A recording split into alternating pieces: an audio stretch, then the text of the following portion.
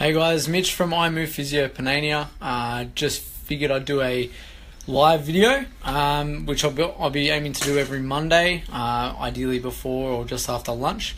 So today's live video is on goal setting for performance as well as rehab. So the major protocol that you really want to follow with your goal setting is follow the SMART principle. So you may have heard of this before, SMART. So each letter stands for something. So S meaning specific, M is measurable, A achievable, R realistic, and T time bound.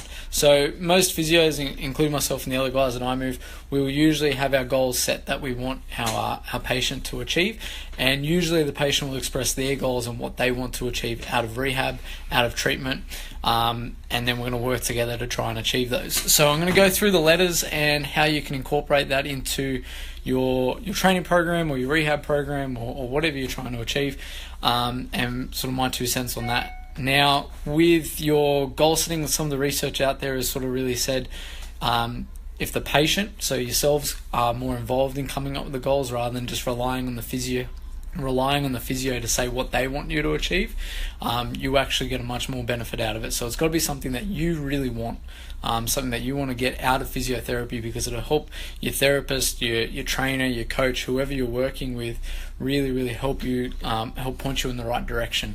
So that gets us to the first letter, S for specific. Now your goal needs to be very specific. The more specific it is, the better. If your goal is to just improve your health or improve your fitness, you're never going to really know whether or not you've achieved it, if you're working in the right direction, and there's no real way of telling if you're really doing it or not, or if you've achieved what you're trying to achieve.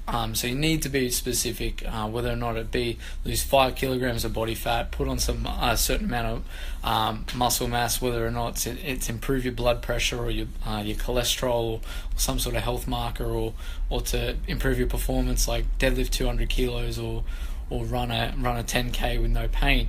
Now, it needs to be specific. You have to have something to work towards, all right? It will provide you with some little bit of internal motivation. M, measurable. You need a way of telling whether or not you've achieved it or not. You need to know where you are now and where you want to be, and you need to be able to measure that.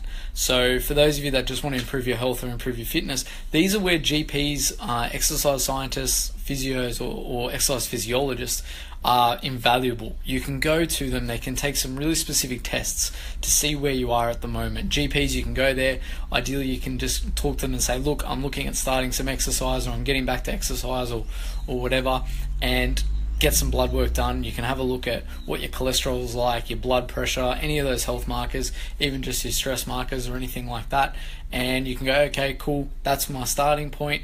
Going to do whatever you're doing for 2 or 3 months, whether it's CrossFit, F45, running, just going to the gym and doing a PT, whatever your training method is, and you can come back in 3 or 6 months and you can retest it and see if it's actually had an effect. That way you've measured it and you've known whether or not you've done for the last couple of months has really helped. So that's really important. You need to know how to track it. Achievable. Is it possible? Is it something you can physically do? Now this achievable is a very grey area. You need to really know what you're working towards and go, is it achievable to run a 10k with no pain? Yeah, sure. It just might take you a bit longer than what you think. You need to work towards it, and you need a starting point and a finishing point, and you need to gradually build up to it. But it needs to be something that's physically possible. That's just good goal setting. Realistic. Now, my favorite quote with goal setting is actually kind of contradictory to realistic. So the goal that I usually use, or the way I like to set my goals, and I think I even say this to a lot of my patients, is we're going to get you somewhere. You need to figure out what you want to work towards, but I'm very optimistic, I'm very positive about trying to get you the best you possibly can. So when setting your goals, shoot for the stars, because if you work hard and fall short, you may still find yourself on top of a mountain. Now that quote sort of spoke really deeply to me. Now I might have butchered it quite a lot, and I don't remember who said it, so I'm sorry who initially said that. But basically what it says is, if you really work hard towards achieving your goal, even if you fall a little bit short, you'll probably still end up being happy with where you ended up. So, for instance, my City to Surf goal is very ambitious this year. I want to run a sub 52. Now that's 5 minutes faster than I've ever ran before. Haven't really done a lot of long distance running for quite a while, and I'm quite off the pace at the moment. So that is my ultimate goal. That is shooting for the stars. But I know internally that if I work hard and I still run 60 minutes or 62 minutes and I pull up okay at the end of the race, I know I'll be happy. Even if I'm 10 minutes off, that's something I can work towards next year. But if I work hard to it and I've set myself a goal and I fall short, I'll still be very happy with where I'm at. So really, really important that your goals are realistic, but I personally think it's a good way to really set like a really ambitious goal. That could be a long-term goal, and then set yourself something like, if I still get here, I'll be quite happy.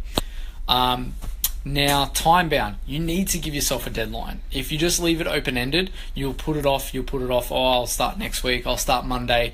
I'll get back into it Monday. That's probably the biggest, most common one that we hear in the exercise and physio realm is, I've been a bit slack this week. I'll get back into it this week, and next week. 1 month goes by and you know better than what you were.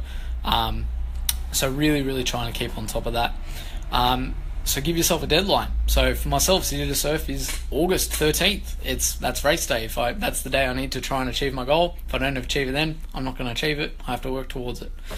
So yeah, goal setting. So that's something you need to work with your physio, your trainer, or anyone. It needs to be something that you really think about. It's honestly why I personally really like working with a lot of CrossFitters and runners and F45ers, because they've usually got something in their training that they're trying to achieve. They've already got a fairly good goal before they even walk in, and they go, look, I just want to be able to do a chin up and I don't want it to hurt, or I want to be able to do 5 strict chin ups, or I want to be able to deadlift, or I want to return to the gym and be able to do everything again. And that's actually quite a good goal. So if you've got any questions with your goal setting or how to work with your physio or your trainers or your coaches, please post them. If you've got any questions about anything physio or exercise related, please post them to the comments. If not, I will see you again on Monday next week. Have a great day. See you later.